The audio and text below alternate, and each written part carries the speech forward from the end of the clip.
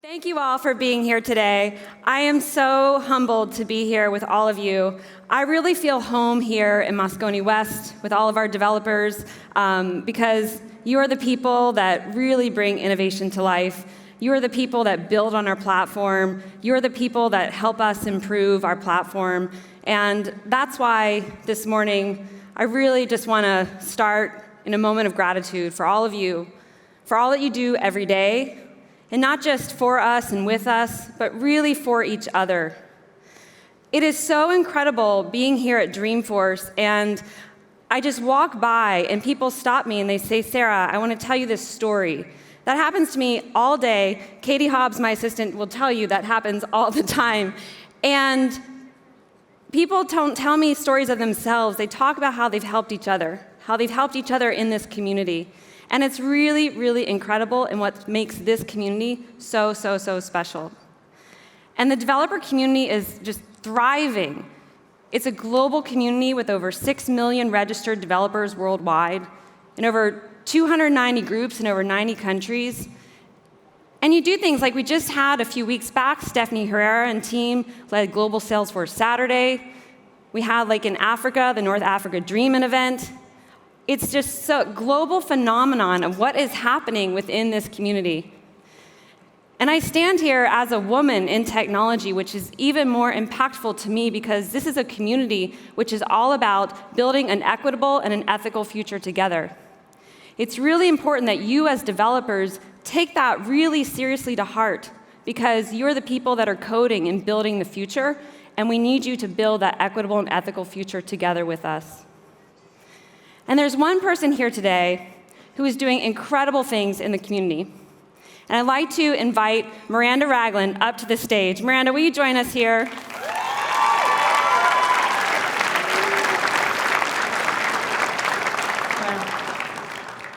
Okay, first off, the hair. It's just incredible. I saw it backstage, and I was like, wow, you give a competition for the Chris Duarte bling here. So, Miranda, you are an incredible champion of equality and an incredible developer. Can you share a little bit about your story with everybody here today? Certainly. I was always interested in tech from a very young age. I did things like take apart the family computer because I wanted to see how it worked, and I also taught myself to program. When I was a teenager, I struggled with being bullied and anxiety and depression. And I realized I'm transgender. And I thought that might make it hard for me to get a tech job. But years later, here I am. I build software for a living. And I absolutely love it. But that didn't make everything go away. It wasn't a cure-all. I still struggled. And all that started to change when I became more involved with the Trailblazer community, not just as a member, but also as a community leader. And I also started speaking up about LGBTQ QIA+ rights. And since then, I've met an amazing partner. We've got 3 wonderful kids, and we've launched 2 Salesforce partner companies. That is seriously just incredible.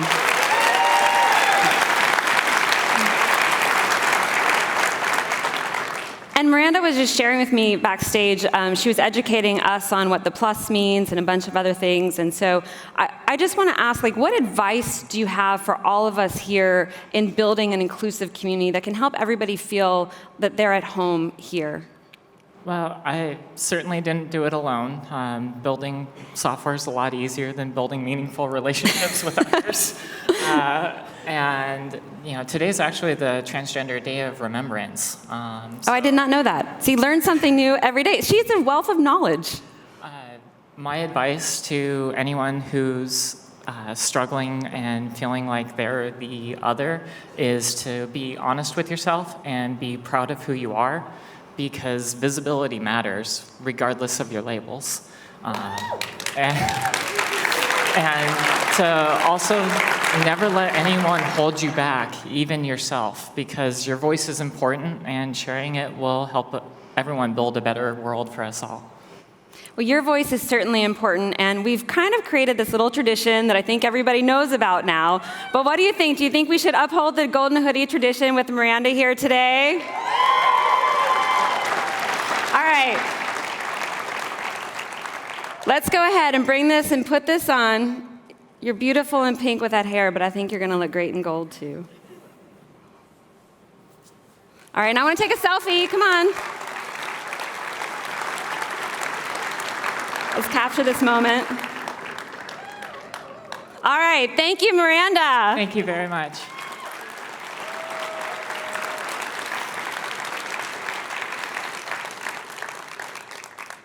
Okay, that was incredible. And now we want to get into the tech stuff here. Because we're all here because customer expectations are rising, and as developers, it's really hard for you to match these expectations. Whether it's building trusted applications, putting AI into them, making them integrated, or doing it in a way that's ethical and sustainable and aligned with our values. And we all know it's hard. It is hard work that you do every day. Because not only do you have to make everything work, you also have to keep up with the latest trends. You have to make everything documented. You have to make people happy. It's a very, very hard job to be a developer and to build experiences. And yesterday, Mark shared the Customer 360 platform. And all of these innovations are built into the platform, whether it's mobile, whether it's blockchain, whether it's AI, whether you want to add in compliance and security and privacy and identity, or build in process automation. These are all services that are trusted and smart and fully integrated, and my favorite part, built on a net zero cloud. And these are the same services that we at Salesforce have used to build our applications, from sales, service, marketing to commerce, and more. So you can have faith that when you're building custom applications, you're building on this platform. Just like some of our incredible customers like Caesars Entertainment, or Costa Sunglasses, or Hive. They're using these services in building these applications. And ultimately, they're delivering continuous innovation on the Customer 360 platform. They're building those experiences, connecting them together, and managing their deployments. Okay, so I want to get right into this, and we're going to start with how you build these modern experiences, and who better to do this than our Vice President of Product Management, Andy Fawcett. Andy, come on up here.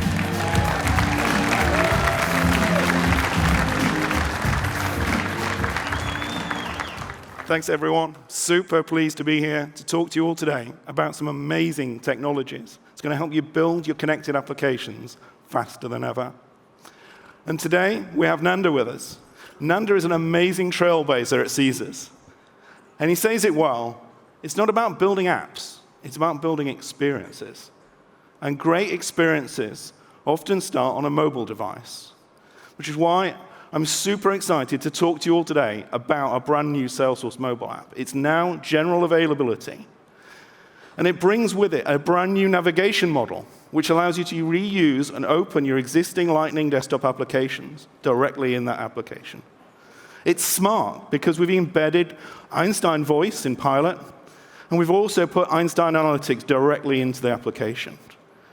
And of course, because it's a Salesforce application, it's customizable with clicks and code. Lightning Web Components are available throughout the entire experience, including on your record homepage. So let's talk a little bit more about Lightning Web Components. So we built Lightning Web Components to embrace web standards, which is great for your applications and your experiences, but for everybody in this room, it's awesome because you get to play with the latest tech and the latest technologies and libraries. Since launching Lightning Web Components in January, we've had amazing traction. Over 5 million web components have been created by you. This is amazing. At Trailhead DX, we open sourced the library for Lightning Web Components, the framework. And the NPM packages are now downloaded over 6,000 times a week. Brilliant traction. And we're not stopping here. Our commitment to open source continues, with Lightning-based components now available as open source framework. There are over 50 components available for you to build and extend as building blocks to build your own enterprise-grade user experiences. You can extend those components, modify the functionality of those components, and obviously commit your changes and ideas back to the community. And what's more, if you're building brand new components, then take a look at the code, because you'll learn how to build for speed and scale with your own components from that source code. Now, having open standards and embracing those at the client is awesome. It makes you very productive, and you can access a wealth of open source libraries. But what about having that technology and that power at the back end? Well, I'm super excited to tell you all today about a brand new technology we're calling Salesforce Evergreen. And Salesforce Evergreen harnesses open standards at the back end that allows you to build functions and microservices. It uses a serverless architecture that allows you to deploy applications with event-driven paradigms using open languages such as Node and Java, and of course as well, Apex. And we've built this technology, and because we've built this technology, it's fully integrated into all of our low-code tooling. And you'll see that momentarily in the demo. It's truly amazing.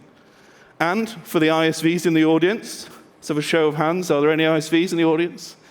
Guess what? It's packageable. So you can extend your App Exchange packages with this power and this technology. So, enough with the slides. Let's go to the demo. I'm pleased to introduce two amazing demo drivers, Albert and Rene. Let's give it up for those guys.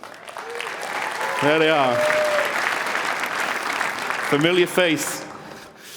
So, we're looking at here the Caesars mobile application.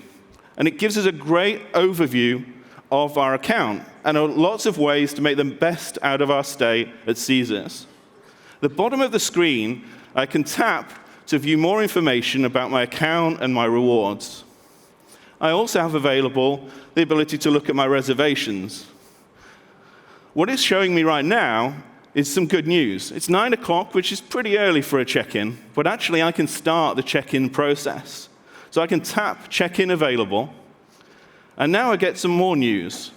The housekeeping team is still working on creating a beautiful room for me to live in, but they still need to complete that cleaning process. The good news is, right here on my mobile device, I'll get a notification the second that's completed, and my digital key will be unlocked, and I can go straight to the room. Fantastic. So how does all of that work in the back end? How is that magic completed? Well, let's go to the iPad and take a look. And what we're seeing here is a custom Lightning experience built using Lightning Web Components and App Builder. And the housekeeping team use this on their iPads all the time, and they're tracking the rooms that they're cleaning, as well as confirming by tapping on the corresponding tile which rooms have been cleaned and completed. Now, this is a custom experience, but how is it built? Well, of course, with some great Lightning Web Components, but you've got to compose those components in a way that allows you to fit the form factor of the device. In this case, we're looking at a tablet. So let's go to the browser and take a look at the App Builder tool. Now, the App Builder tool is awesome because it gets us to compose our components together, both those we've built and others that are standard. On the left-hand side, we can see our floor selector component, and on the right-hand side, we can see the room selector. Now, I'm looking at this in tablet landscape view. Now, let's go to the device picker and choose the phone. Now, immediately, this layout changes to give us an idea of what this would look like on a phone device. And we see at the top here a component that allows us to click some buttons. Notice the orange icon. That's giving us a clue of another awesome feature in App Builder, the visibility filter. And this filter is simply telling us that we only want these buttons to be displayed on the mobile phone device, not on our tablets, since that's not a feature we support. Now, let's take a look at the amazing Process Builder. A Process Builder is monitoring those changes to the records that are to the rooms that are being cleaned. Now, as soon as that room is cleaned, it will publish a platform event. The platform event is going to be listened to by a function. And this is the amazing, exciting bit of the demo, because I love code, and I'm itching to show you that. So let's go to VS Code and take a look at how that function is created. So here we see a regular-looking Salesforce DX project. Let's use the command prompt to create an evergreen function. Now, evergreen functions are available in a number of different programming languages. All of these languages have a great open source ecosystem, but we happen to know that Node.js has got some great libraries that are going to help us with that push notification to the mobile device and unlocking that digital key card. So let's pick Node.js. We'll give our function a name, handle room ready. And we'll also associate it with that platform event. So let's go ahead and associate that with the room ready platform event. Now, this could also have been a change data capture event as well. So now that that's finished, we see a new folder has been created directly in our project amongst all our existing metadata and code. Now, Node.js developers will immediately recognize the standard package.json file. Let's open up package.json. Now, this file allows you to import a number of pre-built libraries, whether you've built them yourself or Salesforce or from the community. We've injected the Salesforce SDK. We'll see that in action a bit later in the demo, but essentially it gives you excellent read-write access directly to the org this function's associated with. Let's go ahead and add 2 more libraries. And these libraries have come from NPM. These help us with our development process, speed up the development with reusable components. Now, I want to pause for a moment just to appreciate what we're looking at here. NPM has over 1 million libraries that are available to do image calculation, image manipulation, data computational factors, generate PDFs, all myriad of capabilities that are now at your disposal. That is amazing. This is going to change the game in terms of how you develop code on the Lightning platform. Let's move to index.js. Index.js is kept incredibly simple. What we want is for you to write business logic, not plumbing. Therefore, the event parameter gives you everything that you need to get started with the job. All of the data from that platform event is right there in that event. It's also based on another industry standard known as cloud events. The context gives you a secure connection to your Salesforce org. Let's go ahead and import those 2 open source libraries and add the code. And the code's pretty straightforward. We didn't have to write a lot of code. We leveraged some open source libraries. We enable that digital key so the guests can gain access to the room. And once that's successful, we send them that push notification to confirm. So let's see how all of this hangs together.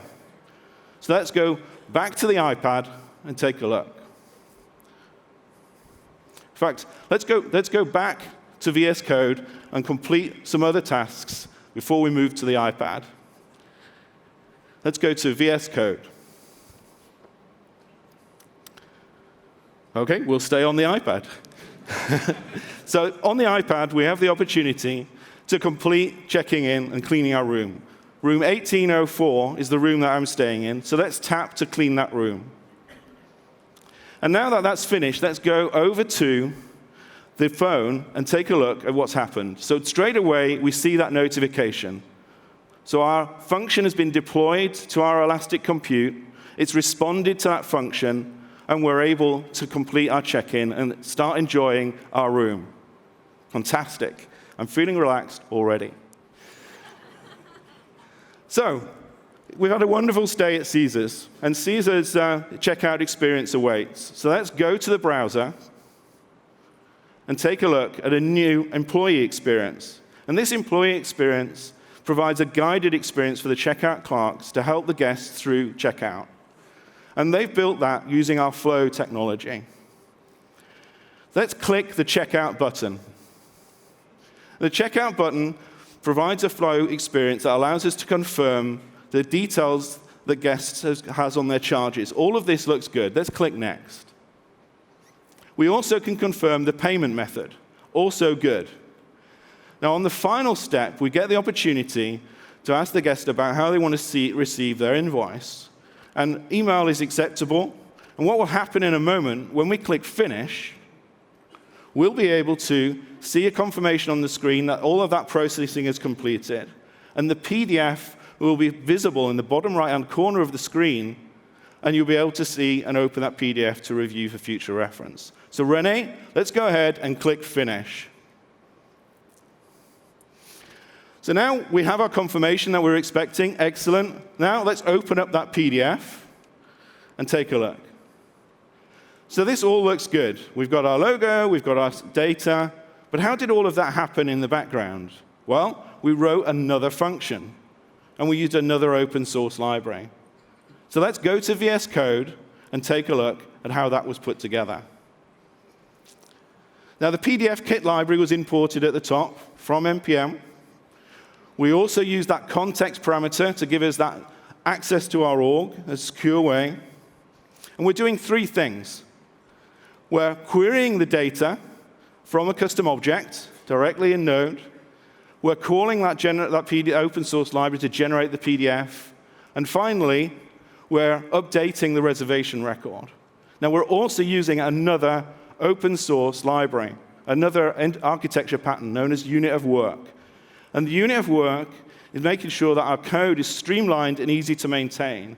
And I don't have to understand the detailed semantics of our underlying REST APIs.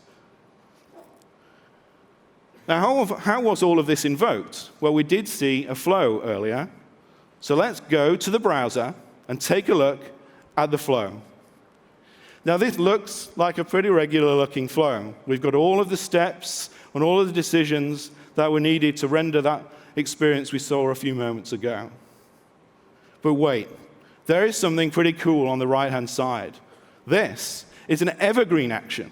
An evergreen action is allowing you to invoke that Node.js code that you wrote that is managed by our elastic infrastructure, managed by our trusted infrastructure, and clickable directly from our low-code tools. That is amazing integration and innovation that allows you and your developers and your low-code builders to work in harmony together. And this is how, using Salesforce Evergreen, functions, and open standards, you can build connected experiences faster than ever. Back to you, Sarah.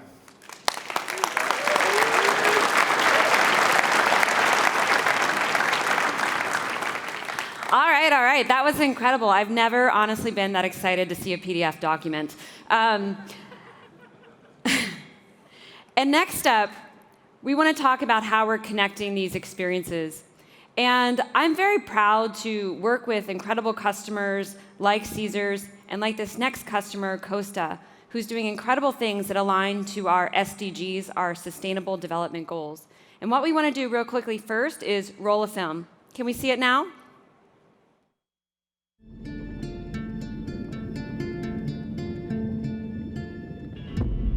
Discarded fishing nets are 4 times more harmful to marine life than all other forms of ocean plastic combined. This idea of untangling our oceans really came from, looking at these fishing nets and finding out, okay, where can we make a solution? What we came up with was an idea to recycle it into higher value, positive products. The fishermen now start collecting those nets back at its end of life. The nets then get recycled back into pellets. And those pellets are the same form as virgin plastic for injection molding purposes. Taking our plastic and making sunglasses that you can use to enjoy the ocean just fits so well with what we're really all about. The people wearing the glasses become the agents of change. Like, they're the ones that are able to tell people the story that, hey, these were made from waste from fishing nets, but we can all be a part of the solution for a cleaner ocean.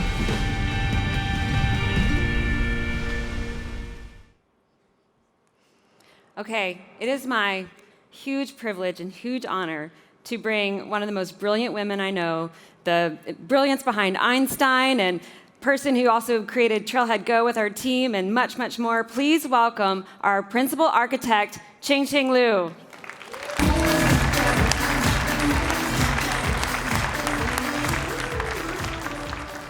So what a great story. It is amazing that Costa is able to connect with their partner like Brill, and together they made their product more sustainable and our planet a better place. Seth from Costa is here with us today, and he is a great trailblazer from Costa, and he's also a strong believer that we're all connected. And we should create applications that connect our product with our customer and our environment. And to do that, the first thing Seth needs is API. Without API, us developers, we're like fish out of water. We all love API, and I love API, obviously. And to help you navigate the vast amount of API that Salesforce offers, I'm super excited to introduce you today to Salesforce API Portal. This is a single place for you to discover all APIs from Salesforce. sales, service, commerce, marketing, anything and everything from Salesforce. Here, not only you can learn those API with interactive documentation, you can also try them out in place. We even give you mocking service by default for the first time across all of our APIs, which means you can try and learn those API without even having a Salesforce account. This is like Christmas comes in early, come on. And because this is built on top of MuleSoft Community API Manager, this allows you to engage with your API ecosystem and collaborate with your fellow developers. On this API portal, there's one special collection of API that can help you make your Connect experience smarter, and that is Einstein. So we have Einstein Vision Language, where you can build and integrate your own custom model, all with clicks and not code. New in Pilot, Einstein is now supporting up to 6 languages. We also have Einstein OCR, optical character recognition, which help you identify those tags in images, so you can build applications like scan a business card or a paper form and automatically collect those information. We also have Einstein Voice, where now you can create a custom voice skill with a builder and deploy that to any kind of voice-enabled devices. So all those APIs are great, but Costa, they also need to connect to their partner in a trusted connect way. And what a better way to do that than blockchain? Blockchain gives you the immutable transaction data and also the supply chain traceability. And blockchain is a great technology, but it can be hard to implement. And that is why we introduced Salesforce Blockchain and Trailhead DX. And it's now pilot in winter 20. With Salesforce Blockchain, you can build your blockchain network and the immutable data store all with just clicks and not code. This enables us developers to focus our energy in creating the blockchain application and not the infrastructure. And because Salesforce blockchain objects are just like any regular Salesforce object, you can create your blockchain application, tap into all kinds of platform capability, like Lightning components, Flow, AI, bots, many more things. Salesforce blockchain also allows you to access blockchain data from Salesforce or any other platform all through API. This way, you can easily engage with your partners, whether or not they're on Salesforce or not. Super powerful. So now, we as a developer, we know slides are a necessity. They're great, but live demo is the best. So let's go ahead and take a live demo inspired by Costa. And we'll start our demo with blockchain application. We need that for the supply chain traceability. And the way you define blockchain application is super easy. You start with a simple basic attributes like name, description, and then you move on to define the partners who can participate in the blockchain network. So here we see Costa. They're the founder, they're the creator of this blockchain network. They've added Brio, their supply chain partner, to this network, and also the Sunglass Planet, their reseller partner, to the same network. Next, we'll define the data model of those data, what can be distributed on this network. The way you define blockchain object is just like how you define any Salesforce object. Very similar click and declarative interface. The key difference here is any blockchain object becomes immutable once that's created. So let's go ahead, open up one of those objects. You can see the object itself is defined with very simple metadata, name, description. And you can also define field and relationship for those objects. Field is like how you define any field, very similar. And you can define the relationship across all the blockchain objects on this network through the related entity field type. So now we've created this blockchain application. Let's head over to the Brio's application. So Brio, they're the supply chain partner for Costa. So what they do is they go out to the ocean and they collect those discarded fishing nets. And they turn them into recyclable pallet. Say Brio, they just produced a batch of that recyclable pallet. Let's go ahead and enter that into the system. First thing we'll do is we'll select what is the fishing net batch they used. And we'll select that one, and we'll enter the weight, say 100 pounds. And then we just save it. By doing this, the data is actually saved to the blockchain network created by Costa. So let's go ahead and select that batch pallet. Here on the right, we now see the prominence timeline that we can tell that the batch of pallet originated from the fishing net they collected a month ago. So now we have the batch of pallet produced. Let's head over back to Costa and take a look at their production process. Here we are. We're seeing all the product lines from Costa. And there's one special product line called Untangled. Why is that special? It's because every product under that product line is made of 100% recyclable pallets. That's why it's so special. So say they just received the pallet batch, and they produce 200 pairs of sunglasses. Let's go ahead and enter that information into the system. And we'll do that by creating a new production order. Here, we're going to select the Pescador product from the Untangled product line, and we say we produce 200 pairs of them.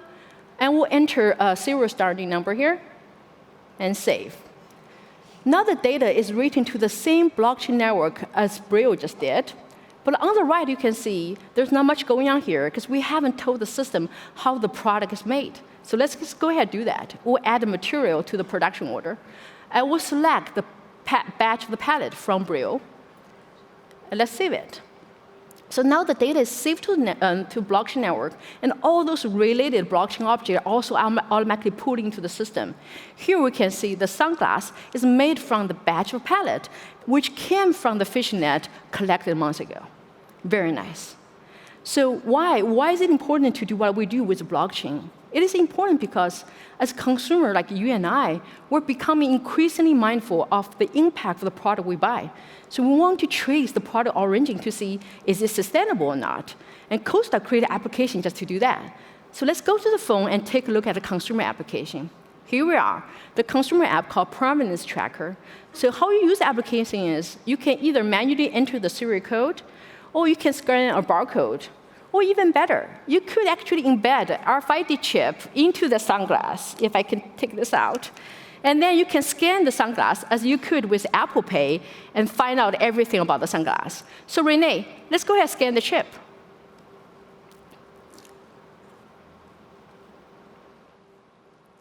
There it is.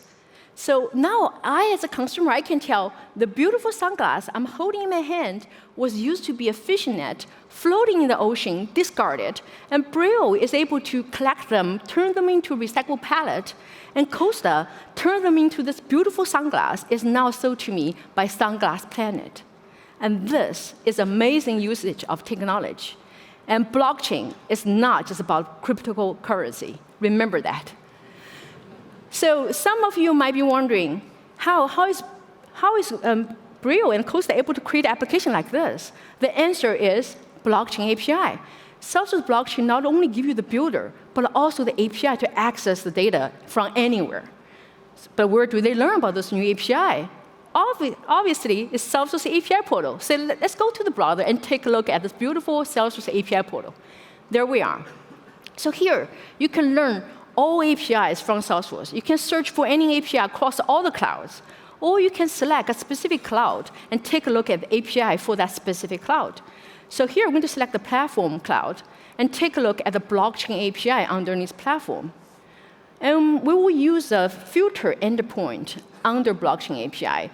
With that endpoint, we're able to query blockchain with any kind of custom query we wanted.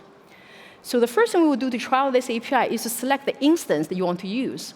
As I mentioned that, we give you the mocking service by default, but you can connect to any production or sandbox instance you have access to. So go ahead, let's select the production instance. Next, we'll give some API parameters, like the fields we want to return and how we want to query the blockchain. So this time, we want to query by serial ID, and we'll use a code that could be embedded by the RFID chip, and we say send. There it is. The exact same provenance timeline as we just saw in the application, all the way from the sunglass to the fishing net. Super nice. So let's take a look at another API, and this time it's from the Einstein platform. So what Costa wants to do is they want to allow their customer to scan the photo and able to tell what kind of product that sunglass is. And to do that, they'll be using a Predict API under Einstein platform for Einstein Vision. To try this API, we will need to use a photo that Renee downloaded from Instagram because he really wanted that sunglass. And very nice taste, Renee, there. And we'll say click send here. And there it is. Einstein is telling us with 97% likelihood, this beautiful sunglass is a Pescador sunglass from Costa. Very nice. So why is this possible? It's possible is, one, we have API. Second is, Einstein Vision allows Costa to train their vision model with their own production catalog image, and that's why it's possible. So let me show you one last example of API, and this time it's REST API. So what Costa's management team wants is they want to be able to easily tell how many sunglasses they produced each day. And to do that, they will be using the query endpoint on the REST API. So here, we're going to enter the query saying, give me the sum of the quantity from production, where the production date is today. Super simple. And we say send. There it is. The API is telling us we produced 500 pairs of sunglasses already today. So as you can see, with so many APIs that we can learn and try as the developers from this portal, we can build all kinds of experience, and that includes voice experience.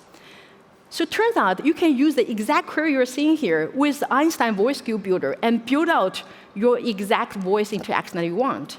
So let's see that in action. Renee, let's go ahead, ask Einstein. Hey, Einstein. How many pairs of sunglasses did we produce today? Hey, Renee, we produced 500 pairs of sunglasses today. Seems it's right. Back to you, Ching Ching. Nice, thanks, Renee. So that is how you can create connected, smart, and sustainable experience with API, blockchain, and Einstein. Back to you, Sarah.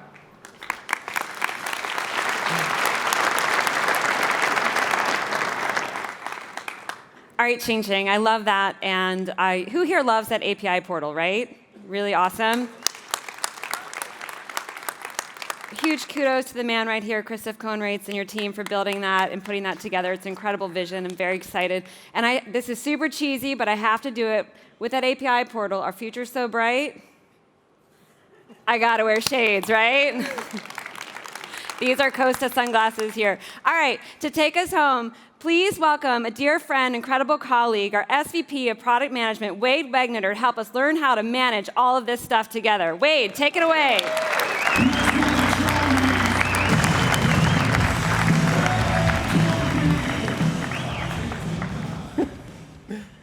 Awesome to be here. It's great to see you all. I am thrilled to talk to you about some amazing capabilities we are bringing for you to build apps as well as manage your applications in production.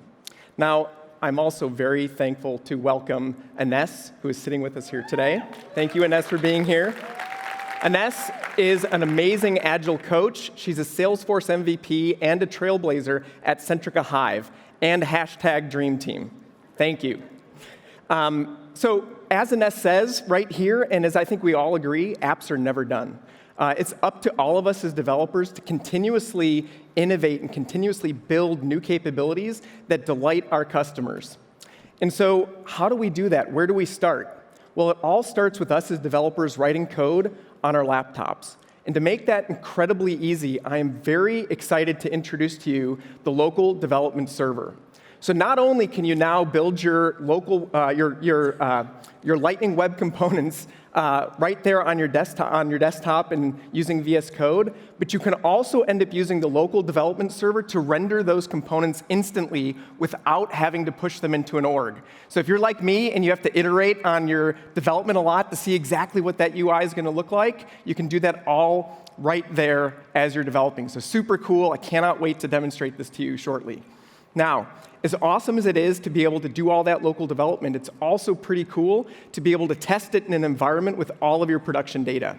And to do that incredibly fast, I am very excited to introduce you to Lightning Full Sandbox.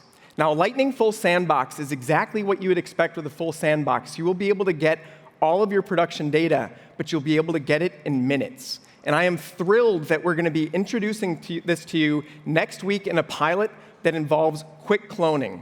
And yes, you will also be able to use this for your refreshes as well. So it's going to be incredibly exciting. Very, very excited about this. Now, yes. So while the ability to test with all that production data is super valuable, it's also really important to make sure that you protect that data. And even us as developers, we don't need to have access. We shouldn't have access to a lot of that sensitive production data. Now, to make that super easy, I'm also incredibly excited to introduce you to Data Mask. Now, Data Mask allows you to create configurations that allow you to mask data before your developers use it in your sandbox. And there's a bunch of different ways with which you're going to be able to do this, and I'm going to show this all to you in a demo shortly. But there's two things that make this really exciting. One is it's going to help with just compliance requirements and so forth, to get that out of the way. It's also going to end up making things a lot more productive for you because a lot of you I know are doing this manually today. So get rid of those manual tasks and just be able to use the services that we provide to mask this data in your sandboxes. So very excited about this. Now, as exciting as it is to be able to protect this data in your QA environments, it's also really important to be able to protect this data in production. And so I'm also very excited to introduce to you real-time event monitoring and also some important updates with transaction security policies. Now, many of you already are using event monitoring, and you might be wondering, well, what's different? Well, what's different is it's real time. So we've connected it to platform events so that instead of having to do log-based parsing of this every day, you can end up getting these events in real time and take action instantly. And also, transaction security policies continue to be a great way to take actions when things happen in production, but now we're introducing the condition builder. So you can declaratively create these transaction security policies in addition to also writing Apex to do it. Now, really, really exciting things, but you know what was going to be really awesome is getting Alba and Renee to join us again and to show you this all in action in a demo inspired by Ines and her team at Centrica Hive. And so it all starts here in the Hive Service Console. Now, a customer can end up taking their phone and take a picture of their HVAC system and submit it through that mobile application. And in doing so, they can submit it here, and it'll open up a case, and it'll end up using Einstein Vision to determine whether or not that HVAC system is compatible with the Hive thermostat. Now, Renee, can you go ahead and zoom in on that green line? That is an amazing green line that tells us that it is compatible. But guess what? As amazing as that green line is, our agents have told us that it is not particularly intuitive and obvious that that means that it's compatible. So together, we're going to do some local development right here to make this a lot more obvious. So to do that, let's go over to the local development server. Now, as I mentioned, this is local. So notice up here, this is running on localhost. So we can do all of this right here on our laptop. And what's more, you can see here all the components that I'm working with in my project right here available, and they're interactive. So let's go ahead and select that product compatibility component. And look at this. Do y'all see this? This is that Lightning Web Component local. This is running on our machine. We did not push this into an org. And we can see this rendering so that we can see exactly what that UI looks like as we're developing. Pretty cool. So let's go ahead and make this a lot better by going to our IDE. So let's switch over to the IDE and add some additional markup. So we're going to add a check mark here and save it, just some HTML. And now when we go back to the local development server, notice that we don't even have to refresh. The local development server is looking for changes in the file system, and it will just refresh the page. And so this looks a lot better. I think our agents are now going to understand that, yes, this is a compatible HVAC system with that thermostat. So great update. But now there's another thing to note here is that it says Einstein Vision on this component. And that's not particularly obvious that this is meant for product compatibility. So let's go now back to the IDE. And this time, instead of modifying our HTML, we're going to modify the JavaScript. And so here we're going to switch this to something that makes a little bit more sense. Let's change this to product compatibility. So the thing to note is the local development server is not just working on HTML, it's also working on that JavaScript. So you can save it. Now let's go back to the browser, and here you can see in a moment, and it already has happened, that it's updated to product compatibility. So this is awesome. We can iterate on this UI without ever having to push to an org. Makes it a lot faster. So pretty cool. Now, you know what's also going to be cool is testing this in an environment with all of our production data. But before we do that, we want to make sure that that data has been masked. So let's go ahead and take a look at data mask and how we can configure a configuration. So here we've got one already created, mask contact sensitive data. Let's go ahead and open this up. Now, there's a lot of different ways with which you can end up interacting with this. You can choose objects and fields upon which to have this configuration work. And here we've got contact selected. So let's go ahead and open this up and see how we've got it configured. There's 3 different ways with which we can define these masks. So the first one is kind of obvious, right? You can just anonymize it. So this is going to give you a bunch of just anonymized data, random characters, random numeric values. It'll all be contextual to the data type that you're choosing for this. Now, the other way you can do it is pseudo-anonymize. And so you'll also get random data, but now it's going to be more contextual. So if this is a first name, you're going to end up getting things that look like names. If it's a country, you're going to see countries. So it ends up making that data a little bit more relevant for you as you're testing in that environment. And then the third way is you can just delete that data. So you can just decide, I don't want this production data even in my Sandbox environment. So 3 really cool ways with which you can get this set up. So I feel pretty good about this configuration. So there's 2 ways that you should be aware of with which you can end up invoking these configurations. So the first is you can just take an existing Sandbox environment and have it run this configuration. So all of that data will end up being masked based on the way that this policy has been configured. Now, the second way you can end up doing it is by invoking it when you create that Sandbox or you refresh that Sandbox. So let's see how that will work. To do that, we're going to go to our Sandbox setup. Now we're going to go ahead and create a new Sandbox. And we'll give it a really, really interesting name. And notice here on the right, we've got lightning full sandboxes. So another really, as I mentioned earlier, exciting addition to our sandboxes. This is going to give you all that production data, and it's going to make it very fast. So let's go ahead and click Next here. And it's on this page where we're going to tell it to actually run that data mask configuration. We're just by specifying data mask right here. Now, if we were to hit the Create button, we'd go and we'd create that sandbox. It would be a full sandbox created in minutes, and then it would run that policy. Now, we've already pre-baked this so that we can get through the demo a little faster. But before I show you that sandbox, let's look at the kind of data that we're actually protecting. So let's go ahead and go to our production environment and take a look at this data. So here you can see we've got a VIP, Mark Benioff. Now, Mark loves to hear from developers, but it turns out he doesn't like developers having his phone number. So we want to mask this data. So let's go ahead and look at what this looks like in our sandbox after we've masked it. So here we've got the same record, but now we've got a pseudo-anonymized name, Von Nagy. The phone number has been removed. We've just deleted it. And then for the email, we've randomized it. So notice that just a bunch of random characters. But also, it's an email address still, so very important. So it's paying attention to that data type. So this is awesome. I feel really good about now our test environment. But notice we have the old component. So now let's go back to VS Code. And in VS Code, we're going to end up using the command line interface to deploy that component. So simple command, force source deploy. We're going to target that Lightning component bundle and the component itself and push it into that sandbox. Quick operation. Now let's go back to our sandbox environment, do a refresh, and we'll see that we've got that updated UI.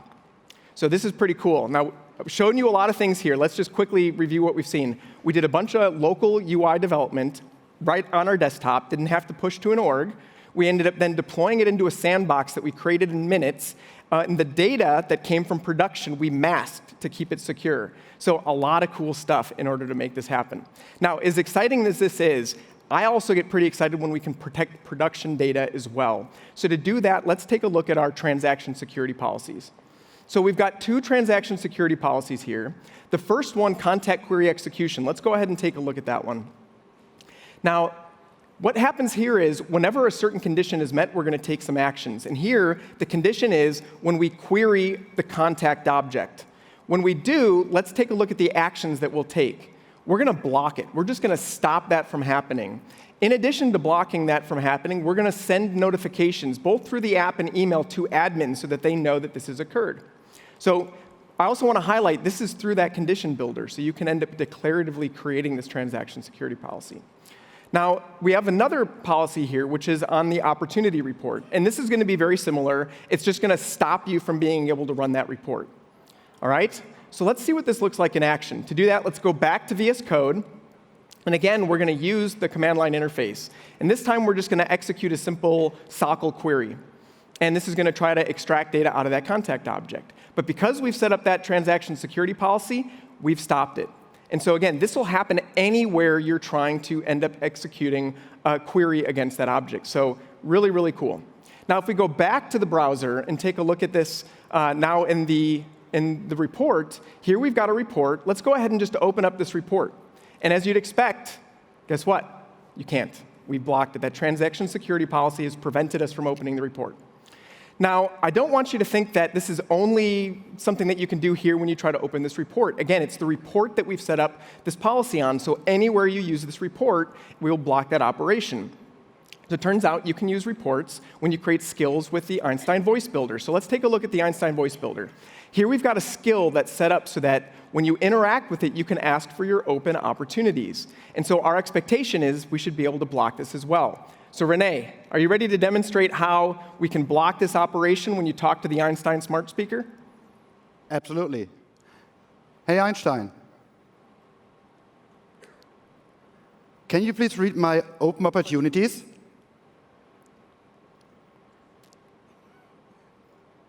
Hey Renee, a transaction security policy prevents me from getting the answer to that question. It's working. Back to you. Thank you, Renee. Thank you for demonstrating that. So again, to highlight this, we're protecting through that policy the interaction with that report however we interact with it. So in summary, we have seen how we can do local development changes, we can push it into a sandbox that we've created within minutes, protected that data, we can test it all out, and then we can also create transaction security policies in order to protect that same data in production. Pretty awesome. Sarah, back to you.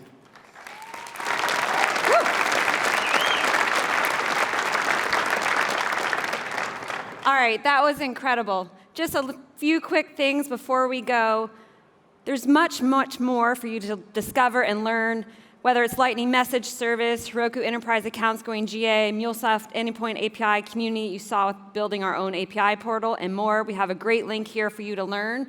And from a roadmap perspective, there's always more innovation to come. That security command center that Wade showed you, GitHub app support going into beta.